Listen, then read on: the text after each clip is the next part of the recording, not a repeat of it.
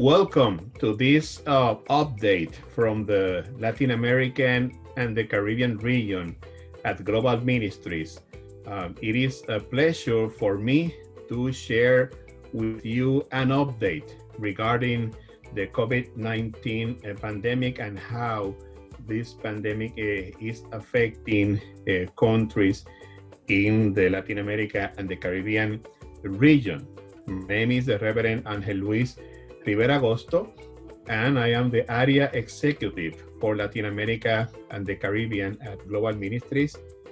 And it's a pleasure for me to share with you some update regarding COVID-19 in the region. But this time we will be making quite a different presentation because we will have three partners speaking about the ways the pandemic is affecting the respective countries, but also the wonderful work and the witness that they're developing there. But first, I want to introduce you to some things that are happening around the continent. And in Geneva, the head of the World Health Organization warned this last Wednesday that the pandemic will soon reach a green milestone of 10 million confirmed coronavirus cases. Dr. Michael Ryan, the head of the WHO's Health Emergencies Program, said that the epidemic in the Americas in general is still intense. It is particularly intense in Central and South America, and that's across a range of countries. So there's a high incidence in Panama and Costa Rica and all of the Nicaraguan border. They have seen a steady and worrying continuation of this trend, with many countries experiencing between 25 and 50% rise in cases over the last week, which means that many countries in Central and South America and in the Americas in general are still sustaining community transmission of the virus. So without isolating and quarantine contacts, the ghost, as I am quoting him, the ghost cannot be ruled out of further confinements. And I end the quote. Brazil remains the hardest hit nation in Latin America with an official death toll of nearly 54,000 dead people. Also, it is particularly affecting Central and South America. Mexico, for example, is now in 191,410 confirmed cases. 24,387 are in an active stage, with the number of deaths related to the pandemic that climbed up to 24,377. Mexico City and the Valley of Mexico are still on red alert because of COVID-19. In South America, Brazil, Peru, and Chile are the most affected countries. The Caribbean continues to have outbreaks of contagion of the border of Haiti and the Dominican Republic, as well as the Guyana Shield. In terms of quarantines and physical distancing measures, these are measures that are needed to stop the rapid spread of the coronavirus and to save lives, but they are leading to job losses, 100.6 million more unemployed people in 2020 compared to 2019, and reducing personal and household labor income. The loss of income is primarily affecting the broad strata of the population that are living in vulnerable communities or poor communities, and people working in activities that are more exposed to layoffs and pay cuts, and in general, those in precarious employment. So what does it mean to face the pandemic in the Latin America and the Caribbean region? How our partners are reshaping their ministries and their social witnesses into their communities? Well, in this update, I want to introduce you to the work of three global ministries partners in the region from three main trends of the way we relate in our accompaniment there. First, you will see the experience of a national church, the Christian Church Disciples of Christ in Puerto Rico, and the way they are working to keep the beacon of hope alive in the midst of their congregations and communities where they serve. Its General Pastor, the Reverend Miguel Antonio Morales, will share with us a brief summary of the testimony of a church in difficult and pressing times. Thank you, Pastor Morales, for being with us today. After the Reverend Morales Castro, our partner in Ecuador, the Ecumenical Foundation of Integral Development Training and Education, FEDICE, will describe how the indigenous and Afro-descendant communities in Ecuador are facing the pandemic, as well as the work they develop with those communities in the highlands and the Pacific coast. Its executive director, medical technologist, Blanca Puma, has the courtesy to be with us today. Thanks, Blanca, for your presence in this update. And last but not least, one of our partners in Colombia, the Evangelical Council of Colombia's Peace and Justice Commission, will share with us the challenges of the peace-building process in Colombia and how COVID-19 has served as some sort of a smoking screen to allow the deepening of violence and the violation of human rights against social leaders and communities there. Also, what is the actual stage of the fulfilling of the peace accords in Colombia?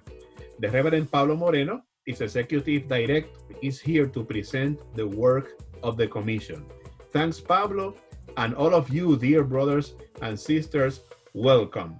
So may I introduce you then to Pastor Morales with the first presentation. Pastor Morales, please.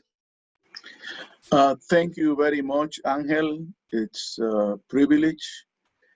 It's a privilege to be with you and to share this information with the church. First, I would like to speak of the wisdom of having quarantines in place.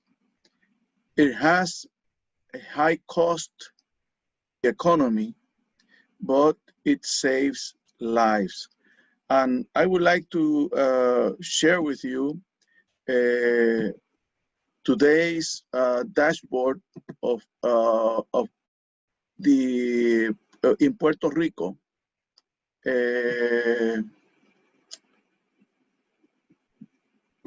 This is today's dashboard. On the left, it says how many positive cases of COVID-19 until today, since the beginning of the pandemic. It is 1,579 cases. Next, you see how many cases today. One case, confirmed case. The next number is probable cases, is 5,298. And today we had 40 new probable cases. As you can see, on my right, you see how many people we have hospitalized with COVID-19. Right now we have 85. I believe yesterday we had like 79. Means that from the last 24 hours, we had 6 new patients, COVID patients in the hospital. Of those 85, in the right bottom number, you see only 4 are using ventilators. On the left of your screen, we had total death, COVID death, total death, all throughout the pandemic, 151. And of those, only 57 are confirmed to be COVID related. We have towns in Puerto Rico, 3 that I can see in this map, that have 0 cases. Vieques, Culebra, and Comerío have 0 cases. So this is today's dashboard of what's happening with COVID in Puerto Rico. This also comes from the health department, and this is today's graph. The red line is the total positive COVID cases accumulated. So that line will never go down. The blue bars indicate new cases per week, And as you can see, it was in March that we had the peak of cases in Puerto Rico. And since then, it's been going down. Although we have had in Puerto Rico some opening of activities in the island.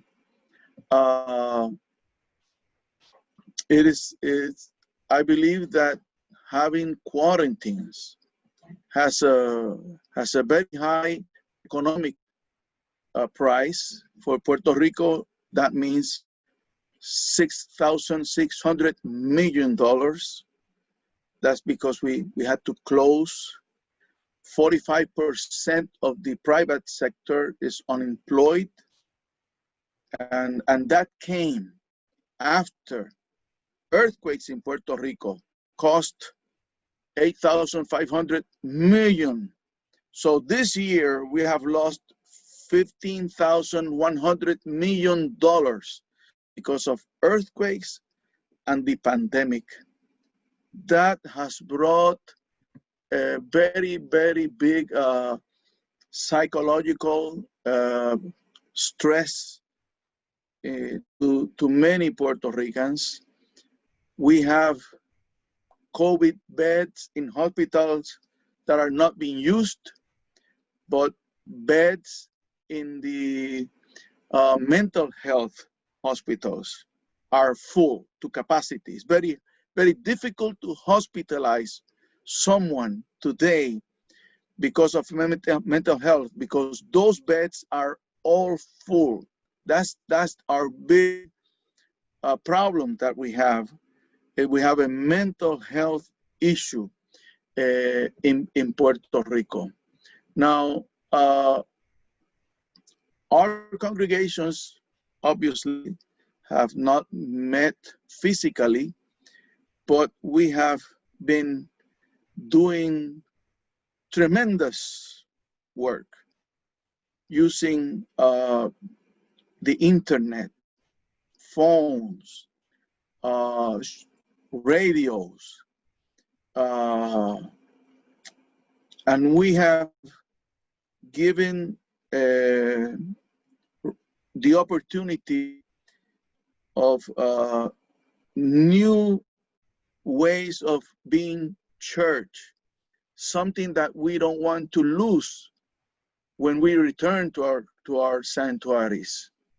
We are beginning to think that we want people in their houses, people that are sick or that cannot come to church for whatever reason, to participate like they are right now of the Lord's Supper, of messages, and we would like to incorporate them in the actual services when we do them in our sanctuaries. That is to say, we will have someone with a cell phone or a camera tape someone that's ill in their home, making a prayer for the offering, making a prayer for the communion table. And during the actual service in the sanctuary, that will be shown so that everybody will feel included. We gain some territory that we don't want to lose. And it has been very important. During this time, taking all the precautions, we have been able to feed hundreds and hundreds of people that need food. And in the last few weeks, we have also helped the federal government in distributing food boxes. That has been a relief for us because we were doing that anyway. But now we receive these food boxes and we know where the need is.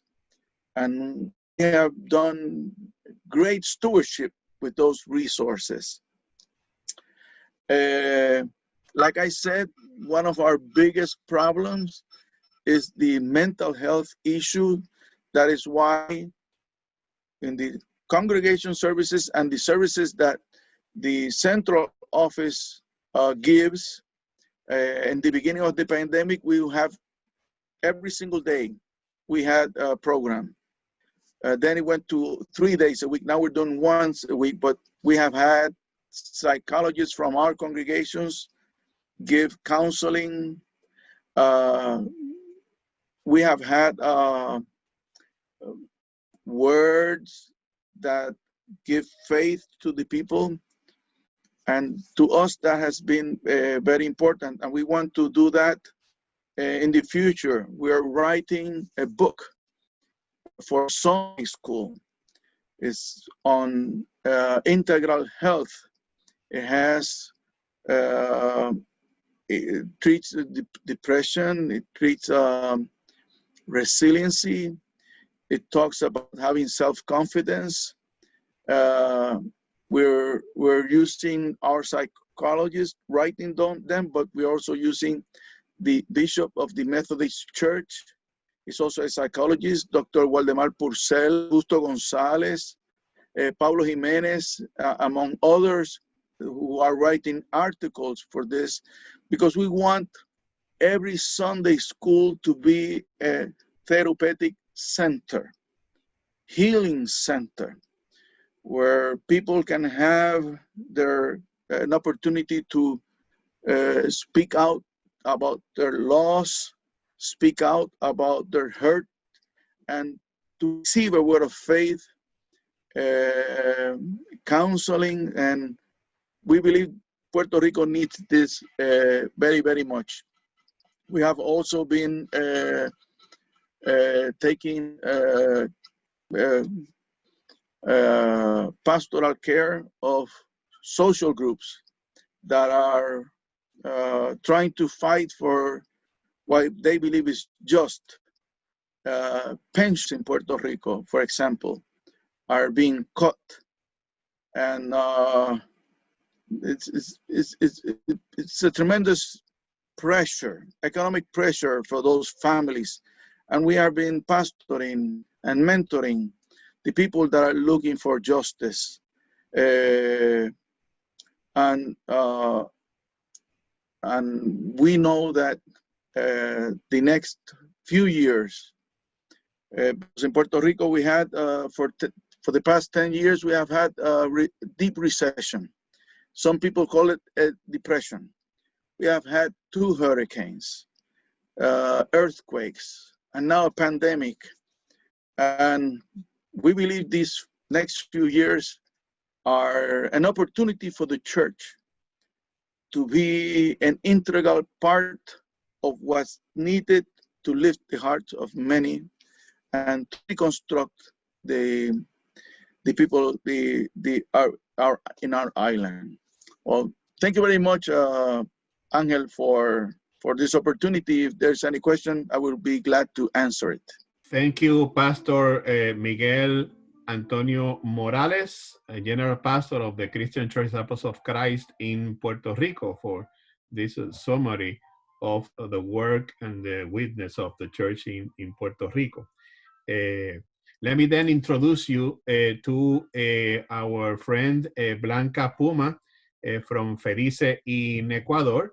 And if you have some questions regarding what we are discussing in this update, we will have a moment to receive them through the chat room on this update on the screen in the right side of the screen. We will be receiving your questions, and we will be available to answer them. So Blanca, welcome, and thank you for being here with us. Thank you so much. Thank you for the opportunity. Please receive greetings from the middle of the world in Quito, Ecuador. As Angel Luis said, I am Blanca Puma. I am the director of FEDICE. Hello, brothers and sisters in Jesus Christ. Hello, partners. Hello, compañeros and compañeras, as we say here in Ecuador. Yes, you are our partners, our compañeros and compañeras, working with faith, trying to find the better conditions for the people from the communities. talking about this difficult situation, the COVID-19. Until now, in Ecuador, around 52,000 people have been infected with COVID-19. And unfortunately, around 4,300 people died with this sick. Maybe when we start to hearing about the situation about this COVID-19 that initially started in China, probably we never think it will be that so devastating for the people, so devastating for the economy, and affected around the world. And now, we are living with this situation, but we need to continue. We need to continue working. We need to continue anyway. We must continue working with God's blessings. Talking about FEDICE, as I said, I am the director of FEDICE. FEDICE is the Ecumenical Foundation for Integral Development, Training, and Education. FEDICE works with productive projects with the women's group in the rural areas we call communities. What happened with the situation of our brothers and sisters in the communities? FEDICE right now is working with 17 communities. From these groups of people, 11 are dedicated to the productive milk, beef, cattle, beans, onions, and raising the minor animals like pigs, guinea pigs, chickens, But what's happening with them? The situation is the markets, because we are on the pandemic, the markets are partially or totally closed. They don't have place to sell their products. The other 6 groups, they are dedicated to the tourist, commerce, or service. The situation for them is worse because everything is paralyzed. Everything is closed, as I said. And for that reason, it's not possible for them to work. It's not possible for them to have money to bring the food for their families. The situation is getting worse and worse. In summary, without income, because we need to be inside of our houses. Here in Ecuador, I don't know in other countries, but here in Ecuador, we are under the martial law. It's possible for us to go outside to our houses. And obviously it's not possible for the people from the communities to go outside. And as I said, the situation is getting worse and worse. With these situations, we, the FEDICE team, the FEDICE, the committee, and the FEDICE family start to think what we can do, because we work with the people from the communities. I need to emphasize this. We work with the people, not for the people. Anyway, we start to think, and I said, okay, the first step was looking for resources. Thanks to God, one of my favorite phrases, thanks to God, the global ministries was the first to respond us with resources. When we start to find resources, and thanks to God, little by little, more and more friends from US, especially from Southwest Idaho, Oregon, Illinois, they help us. So when we start this process, we start the Minga. What is Minga?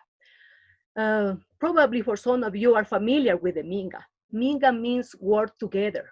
Minga means many have working together for the same objective, for the same reason. FEDICE, as I said, works with the people. And then we start this process. We start to talk with the leaders of the communities, and especially, I am so proud about this, the majority of our communities, the leaders are women. So we start to talk with the women, and we start to receive suggestions, ideas, many ideas, suggestions, and finally they decide actually, the best way to help them is through providing them food rations. Now, we said, okay, we are going to help them. It was so pleasure, I was so happy when I hear from them, when they was so excited to say, thank you, Blanquita. Thank you, friends. We are going to receive help from the people from US and from global ministries. As I say, thanks to God again for this. So we, as I said, we talk with the leaders of the communities, and they choose what the resources we are going to use. And as I mentioned, always the situation, the economic resources is the problem, is the situation, but it's not the limit. And then they give ideas, we start to work with them. And when I mentioned Minga, I remember about some groups they said, okay, we want to participate in this Minga. We want to collaborate with this Minga. For example, in one group, they are 20 families. They have, yeah, but I said, okay, but FEDICE can help 10 families. And they said, okay, we can collaborate, we can participate with this. And it is okay for us to collaborate, to participate for the 10 more families. And so all of them for this group received the food ration. In the other group, they said, you know, we prepare the food rations with rice, sugar, oil, alcohol, hand sanitizers, masks. But thanks to God, again, they have some products in their communities, like vegetables, milk, eggs. And they said, we are going to add this of these food rations. I am so happy about this. We cry with them because in spite of the people, they don't have resources. They want to collaborate with the people. They want to collaborate with their neighbors from the communities because they don't have enough resources. The first group that we helped was the group in SUA. Here we are in Quito, but Ecuador have 4 regions. And SUA is located in Esmeraldas. And Esmeraldas is one of the regions 4 years ago. We had a bad earthquake here. And thanks to that again, Global Ministry has helped us with the resources to help the people. And with the group in SUA, they call New Hope, Nueva Esperanza. Yes, is the new hope that we have, the new hope that we need to have, we must have after this bad situation. It was the first group that we helped, and thanks to God for this. And this is working with them, as I said, 4 years ago. Initially, according to the resources, we established 300 families that we are going to help. 300 people, the elderly people from the groups and their family.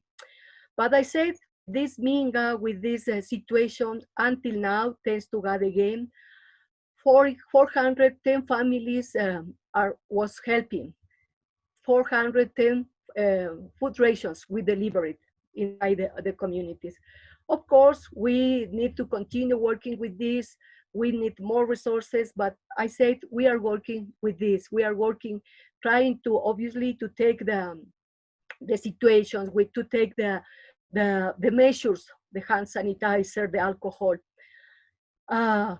They will continue working with more and more activities, but again, inside of these situations. Talking about the impacts and the people from the communities, the indigenous communities, the Afro-descendants communities, of course, the most important impact is the economy. Because as I said, they produce some things, the vegetables, the fruits in Pusir, for example, but it's not possible for them to go outside to their communities to sell their products, and they don't have resources. Yesterday, I was talking with the people from Pusir, I was talking with the people from SUA. They are okay, but the situation is worse and worse. And also the emotional situation, their health, the situation that they are going through, the difficult. Unfortunately, I say I'm so sad about this. Some people from the communities, from the FEDICE family, as I said, they are infected by the COVID-19.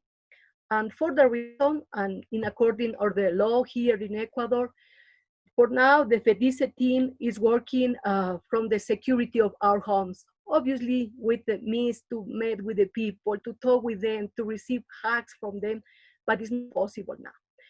We continue working from the security of our houses, but we are using the technological tools like this, for example. Some of them had WhatsApp, some of them the FEDICE team is taking the meetings like with Zoom and up to Facebook, the different technological tools. We are continuing communication with them.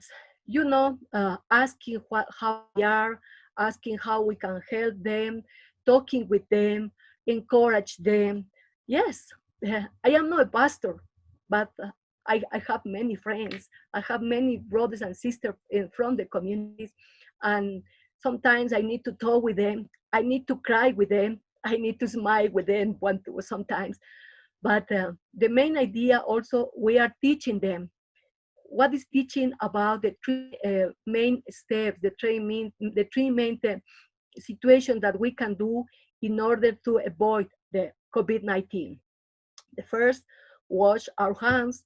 The second, the social distancing. And the third, the using mask. How hard is this? How hard is this for us? Because it's our custom to greet with the handshaking, with hugs, big hugs, but now it's not possible today. But anyway, as I say them, now we are unit at a distance. Finally, I want to say again, thank you so much. Thank you so much for the people that are helping us. Thank you so much for the brothers and sisters that trust me, but the most important, trust the FEDICE activities. I don't know if you have enough time. I would like to show. I invite you to go and to visit the FEDICE Facebook. We are posting some pictures, some videos for the people, and they say thank you. Thank you, brothers and sisters from Global Ministries. Thank you, brothers and sisters from Oregon, from Idaho. Anyway, thank you, brothers and sisters from US. Thank you because you are showing us that you are our neighbors. We are a many, many, many kilometers, many, many distance, but you are our real neighbors. Thank you so much. I want to say we are managing this money. Every penny that you send to FEDICE, we are using with the people from the communities. We are using this money with responsibility, with honesty, because we know the people, the brothers and sisters from the US are sending the money, and we must use this money again with honesty. Thanks, dear brothers and sisters. Well, I said we are going through this difficult situation, but I hope and I am sure we are going to continue working with hope, with joy, and with hope. This is what we continue to do. We need to continue with this. Thank you so much for this time. Thank you so much for this opportunity, and blessings to all of you, dear friends from US. Thank you so much. Thank you, Blanca, for voicing the indigenous and Afro-descendant communities in Ecuador, and to invite us to participate in that minga of this effort of working together in a common hope and dream for better days in Ecuador in the midst of the pandemic. Thank you, Blanca. And let me then introduce you to my dear friend, Reverend Pablo Moreno, Executive Director of the Evangelical Council of Colombia's Peace and Justice Commission, and an update in terms of the social situation in Colombia regarding COVID-19, but also the peace and justice process there. So thank you, Pablo, and please share with us the information that you can share with us in this update. Thank you, Angel Luis. Thank you for this invitation. Good afternoon for one in this time. Sisters and brothers of the different churches and global ministries. Thank you for your support in our ministry for the peace in Colombia. This support is the true blessing for us and for the people we are working every day, every month for the peace building. The COVID-19 in Colombia impacted us from the beginning of March 2020. But the situation got worse at the end of month. The declaration of an emergency state by the President of Colombia, Iván Duque, and the preventive quarantine that later became mandatory. has been the daily bread until today. This emergence has exposed a big problem in the health system of Colombia, with the lack of intensive care rooms, bad conditions for medical work, and it has spread very quickly the virus in hospitals of large cities.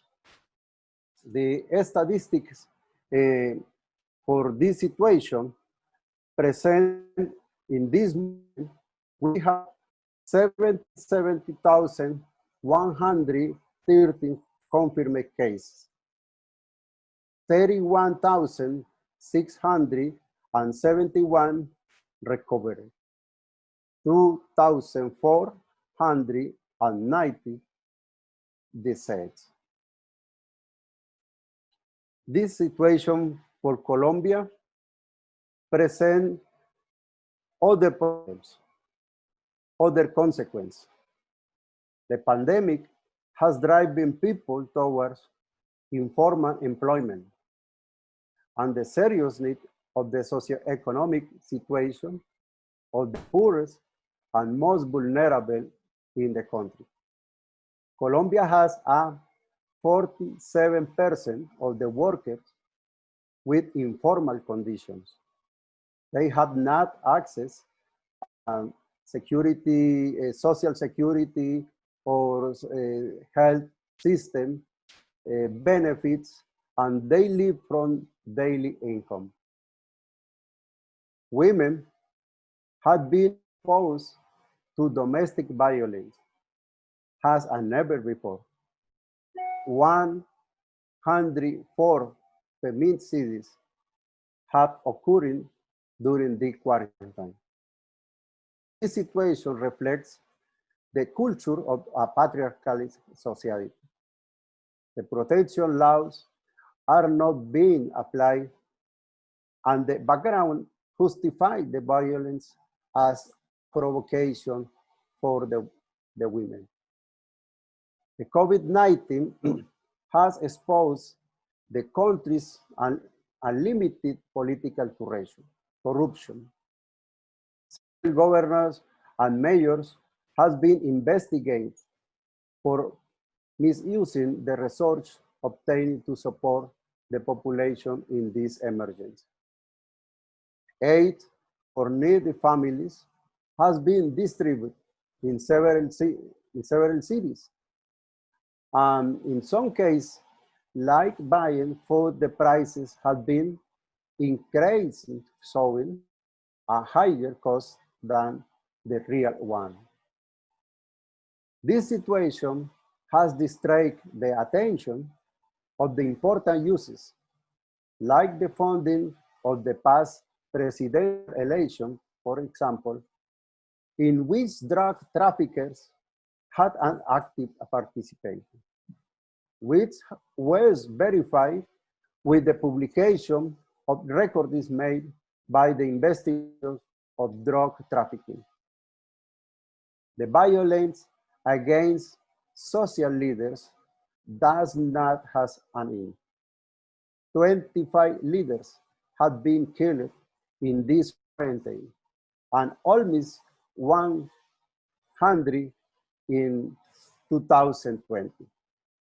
These leaders were fighting to claim the rights to return the lands to displaced families, defending the environment from the mining companies, and defending the rights of indigenous communities. The main task of Peace Commission is the representation of the service to victims of armed conflict, displaced people, and any vulnerable group. The Peace Commission on SEDECOL, this is the Evangelical Council of Colombia, has been working for more than 20 years accompanying the church victims of the armed conflict. There has been pastoral care for this accompanying assistance in emergency, psycho-spiritual care, defending human rights, and carrying out political advocacy in favor of the most vulnerable in the conflict. The Commission has developed a process of training leaders in different parts of the country as promoters of peace. They have been involved in many years in document cases of the violations of human rights and international human rights. The Peace Commission, working during the Colombian government's negotiation in Havana with FARC, the guerrilla that was dismobilized in the 3 years ago. We participate in various moments, forums, diffusion of the SAGI agreement, pedagogy for the peace and worship of reconciliation. After the defeat of the plebiscite, we participate in the reading of the entire agreement and the proposal of the adjustment and accessories and changes for this accord. These were later delivered in Havana to FARC delegates. Subsequently, we participate in reconciliation workshop with the assistance of some demobilized people, social leaders, and church leaders. This experience is very hard, but this experience is slowly amid the hope and our compromise for continued ahead. Likewise, we participate in promoting restorative justice, experience with communities and people who had paid their sentence in prison and have returned to the communities where they were born or where they were rebels fighting. This experience had participation of some churches, and not only evangelical churches, but the Catholic Church and other communities and people of no religions or not believers. Finally, the Peace Commission prepared a report on the role of the churches, evangelical churches, in the Colombian conflict. That has been submitted to the Truth Commission, one of the bodies approved in the peace agreement. In this document, we are working and we are writing about the different communities, different churches, different people they suffered for this conflict. Pastors and family, evangelical families, and children and women, we are assisted for this Peace Commission. These events was registered in this document. This is our currently situation, but we have the hope for the future will be different. We have compromised with the peace building. The peace building demands our permanence, the many efforts, the continuation for every day, every month, every year. I want to. I am thankful with you for your support, for Global Ministry supporting this ministry. This ministry, this is helping for the victims in Colombia. you is part in this ministry. Thank you. God bless you. Thank you, Pablo, and may God always bless you, inspire you, and protect you in your ministry, working for peace, justice, and reconciliation in Colombia. New days are coming, and I am sure that we will rejoice in the work of peace in that beloved country. So let me then end up this part of this update with a prayer inspired by an Argentinian pastor, the Reverend Gerardo Oberman. He is the coordinator of Red Crearte. Red Crearte is a Latin American worship network, and based on Psalm 23, he wrote what he called an attempt of a psalm for times like this. So let us pray as I read this psalm written by Reverend Oberman. God's grace guides us. Nothing is lacking in our lives. He invited us to places of rest and care and drink from the water of trust. Renew our strength so as not to abandon the path of solidarity, because it is there, in empathy, that we honor your name. Although we pass through polluted streets and places of possible infections, we will not fear any danger, because you, divine presence, keep a prudent distance between tenderness and respect, and that inspires us into serenity and confidence. We will share the table, the banquet, the party again before the astonished gaze of the virus empire, and of any empire that proposes death and exclusion. We will feel the perfume of brotherhood and sisterhood again, in the kiss and in the hug and in the encounters. We will fill the glasses until they overflow to toast the new worlds, stripped of their greed and thirst for power, more aware of being family, people, humanity. Your kindness and your love will accompany us every hour of every day until we know how to make this land yours, a house in which all can live, everyone, in all our rich diversity, with health, fullness, dignity, bread, roof, work, and justice forever. Amen. Let us then open this space for questions from you,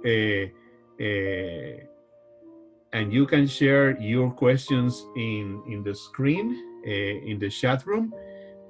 But before that, I again want to say thanks to these three wonderful brothers. I am very proud of walking alongside you in this moment of difficulties, in this moment of struggle, but also a moment of opportunities. Every crisis can bring opportunities for us to be creative and to continue working in kingdom building, in peace building, aspiring for justice and reconciliation and the fullness of life. So thank you, Pastor Miguel. Thank you, Sister Blanca. Thank you, Pastor Pablo. And let us continue walking together, caminando juntos y juntas en la construcción del reino de Dios. So if you have any question, please let us know in the chat room. in your right side of your screen.